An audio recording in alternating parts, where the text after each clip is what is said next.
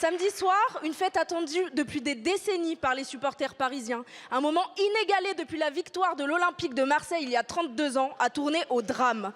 Le bilan est digne d'un scénario catastrophe. 2 morts, 200 blessés, 560 interpellations à travers tout le pays. Nous pourrions dire que le laxisme institutionnalisé nous a habitués à ce genre de violence gratuite. Et pourtant, ces actes barbares ont réussi l'exploit de nous choquer à nouveau. Mais aujourd'hui, je ne ferai pas le procès de Beauvau ou de Vendôme. Je ne dresserai pas la liste des erreurs évitables. Je ne commenterai pas non plus la déclaration du président de la République au soir de la victoire. Je range donc ma robe de juge.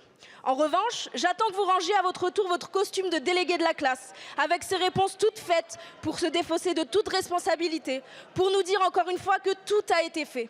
Si tel est le cas, alors vous actez aujourd'hui de la chute de l'État.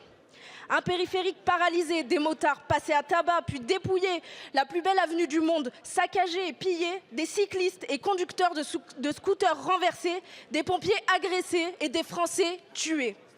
Et pourtant, selon l'empereur de la mauvaise foi et de l'indécence, notre collègue Léaumont, la barbarie serait à chercher du côté des forces de l'ordre. Ces racailles se seraient mises à voler parce qu'ils ont été gazés par la police. Réflexe logique sans doute. Seulement, les Français n'en peuvent plus de cette insécurité qui vient de l'intérieur, de ces individus qui sèment le chaos partout où ils passent, de cette justice qui n'a plus rien de juste, en ayant notamment fait du sursis la règle et du ferme l'exception.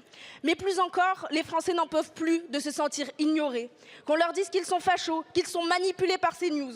Alors, Monsieur le Premier ministre, que comptez-vous faire pour que l'ordre soit respecté dans la rue et que la justice soit rendue dans les tribunaux?